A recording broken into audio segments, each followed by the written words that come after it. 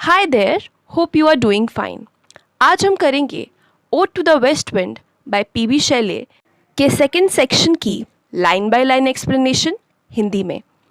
इसके first section को भी मैंने एक वीडियो में कवर किया है जो कि पोस्टेड है चैनल पर, आप चाहें तो देख सकते हैं। उसमें राइम स्कीम, स्ट्रक्चर भी डिस्कस किया है। So let's get into the video.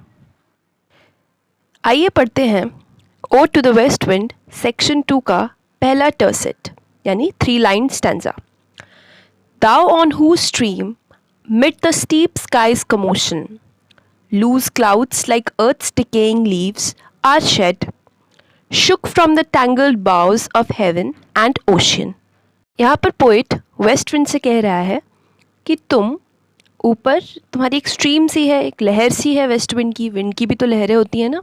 वो क्या करती हैं, स्काई जो कि बहुत स्टीप यानी ऊंचा है और कमोशन से भरा है। स्काई में बहुत ज़्यादा हबड़ तबड़ हड़बड़ी मची रहती है क्योंकि कई सारे एलिमेंट्स स्काई में होते हैं ना। वहाँ पर इतना कमोशन है, वहाँ पर तुम क्या करती हो, क्लाउड्स सेंड करती हो, छोड़ देती हो।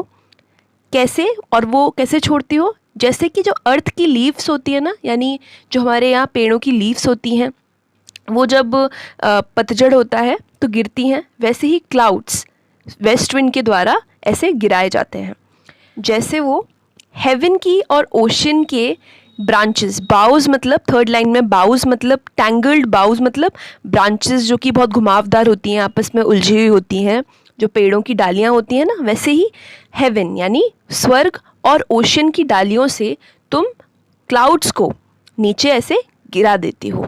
देखिए यहाँ पे ये इस तरह से लिखा गया है कि एक बहुत सिंपल आइडिया को बहुत कॉम्प्लेक्स कहेंगे, सुंदर कह लीजिए, कुछ भी कह लीजिए, इसी बात की ये पोइट्री है कि उन्होंने वो केवल इतना कह रहे हैं क्योंकि जब विंड चलती है, आपने देखा होगा, तो क्लाउड्स नीचे की साइड आने लग जाते हैं ना।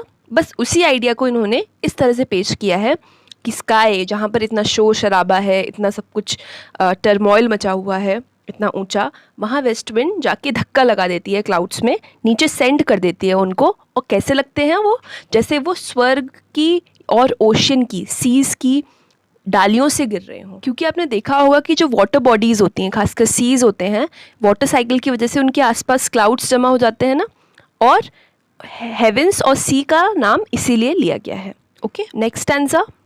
Angels of rain and lightning there are spread on the blue surface of thine airy surge, like the bright hair uplifted from the head। Poet यहाँ पर क्लाउड्स को ही आगे डिस्क्राइब कर रहे हैं। हमने पढ़ा था कि स्टैंजास का आइडिया आपस में कनेक्टेड होता है, तो यहाँ पर वो क्लाउड्स को क्या कहते हैं, एंजल्स ऑफ रेन।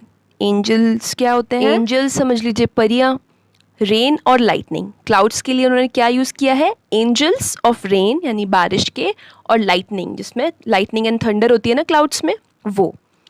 और वो क्या है, स्प्रेड है, फैले हुए हैं ब्लू सरफेस पे। ब्लू सरफेस हमारा स्काई है, ऑब्वियस सी बात है। ऑफ दाइन एयरी सर्ज, और जो स्काई है क्योंकि उसमें वेस्ट विंड फैली हुई है, इसलिए वो वेस्ट विंड का भी सरफेस हो गया। और एयरी सर्ज मतलब एयर, एयर है, वेस्ट विंड मतलब एयर, सर्ज मतलब जो फोर्सफुली वेस्ट विंड इधर से उधर उड़ रही है।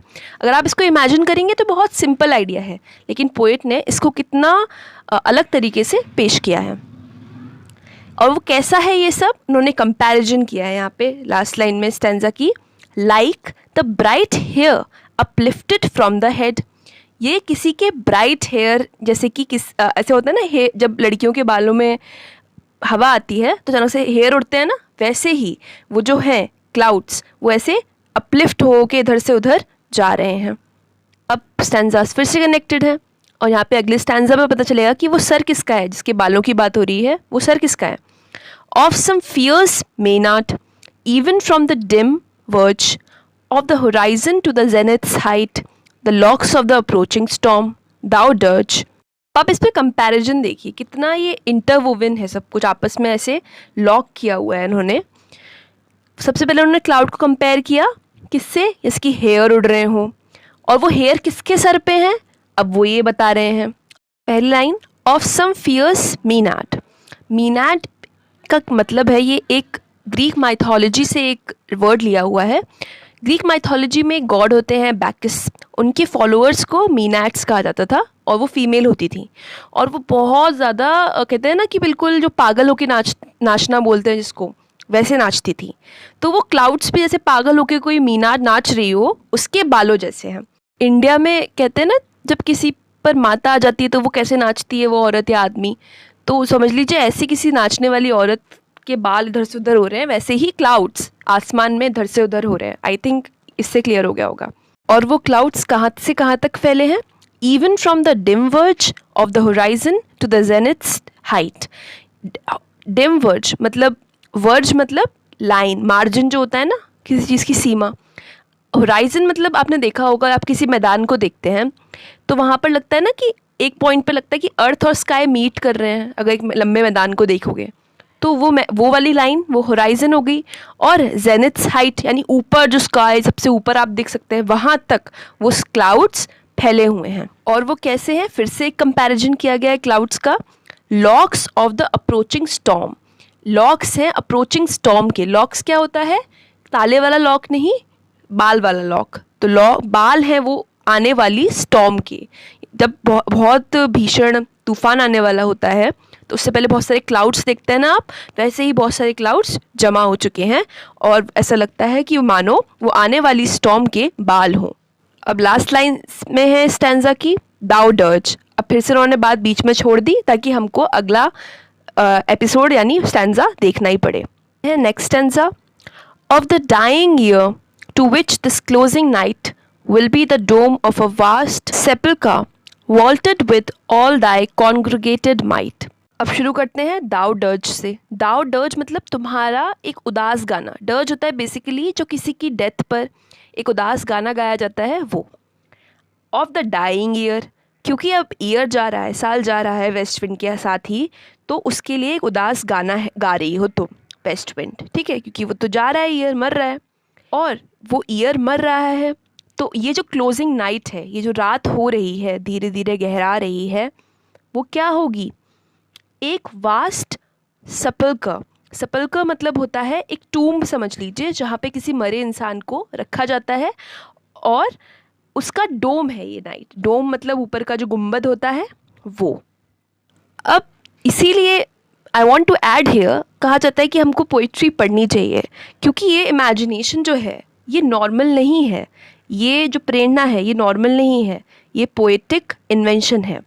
एक सिंपल सी बात को ऐसे कहना, वो कह रहे हैं एक ईयर मर रहा है, मरने का उन्होंने मेंशन किया। अब मरने से रिलेटेड किसी को दफनाया जाता है, उसे सेपल्का कहते हैं, सेपल्का को लाए। फिर उसके ऊपर जो नाइट छा रही है यहाँ पर, वो क्या है? उस सेपल्का का गुंबद है, उस बिल्डिंग का। सेपल्का एक बिल्डिंग होती है, एक गुंबद है। और last line, vaulted with all thy congregated might. Wow, एक बिल्डिंग को इमेजिन करिए। तो खासकर वेस्टर्न बिल्डिंग्स जो होती हैं, वेस्टर्न क्या, हमारे यहाँ बिल्डिंग्स जो होती हैं पुराने टाइप की, उसमें बड़े बड़े जो उनके गेट्स होते हैं वैसे आर्च जैसे होते हैं ना, गोल गोलाई में होते हैं, वो वॉल्ट्स होते हैं, ठीक है। पिट कह रहे हैं कि जो ये सेपल्कर है, जो टूम्ब है, जिसमें कौन है? डाइंग ईयर, मरता हुआ साल, वो किससे वॉल्टेड है? उसके आर्चवेज जो हैं, उसके आर्चवेज जो हैं वो तुम्हारी जो पूरी मिलाकर जो शक्ति है उससे बने हुए हैं। तो ये कुछ नहीं है, ऐसा कुछ असल में नहीं हो रहा। वो सिंपल पोइट ये देख रहे हैं कि रात हो रही है, साल जाता जा रहा है और विंड चल रही है, लेकिन उन्होंने उसे पूरा क्या उसको इमेज बना दी कि एक टूम्ब है, वहाँ पर आर्चवेज हैं, उसमें द्वार बने हुए हैं और वो द्वार वेस्ट विंड के बनाए हुए हैं। यानी वेस्ट विंड जो है वो पूरी तरह छाई हुई है और साल मरता जा रहा है। जैसे वेस्ट विंड आती जा रही है, साल मरता चला जा रहा है। यहाँ पे कॉन्ग्रीगेटेड जो वर्ड है, नॉर्मली मतलब तुम्हारी पूरी शक्ति जो मिली हुई है, माइट मतलब शक्ति, मिलाकर। लेकिन कॉन्ग्रीगेटेड एक रिलीजियस वर्ड भी होता है, जो कि बहुत सारे लोग जब रिलीजियस सेरेमनी करने के लिए इकट्ठे होते हैं ना, वो भी। तो उन्होंने देखिए, उन्होंने कॉन्ग्रीगेटेड वर्ड बड़े अच्छे से चुनकर वहाँ पर रख दिया, क्योंकि वो ऐसी सेपल्कर इस सब की वॉल्स की बात कर रहे थे जो कि एक चर्च वगैरह में होते हैं, ऐसी किसी बिल्डिंग में होते हैं। तो कॉन्ग्रीगेटेड वर्ड उन्होंने वहाँ पर रखा। इस सेक्शन की लास्ट टू लाइन्स जो कि ऑब्वियसली कनेक्टेड हैं, of vapours from whose solid atmosphere black rain and fire and hail will burst oh hear. यहाँ पर पोएट कह रहे हैं कि वो माइट जो है वो शक्ति किसकी है, वेपर्स की, क्योंकि विंड वेपर्स से बनी होती है, धुएं से बनी होती है, बिल्कुल दिखती भी नहीं है। लेकिन उसका एटमॉस्फेयर जो वो क्रिएट करती है वो तो बहुत सॉलिड होता है। तूफान आ रहा है, एग्जैक्टली आपको दिख नहीं रहा कि कहाँ, मतलब विंड कहाँ चल रही है, लेकिन आप घर से बाहर नहीं निकल सकते, तो एटमॉस्फेयर तो बिल्कुल सॉलिड हो गया। ब्लैक रेन, फायर, ये सब बरसती है, ठीक है। थंडर होती है, लाइटनिंग, तो वो फायर हो गई।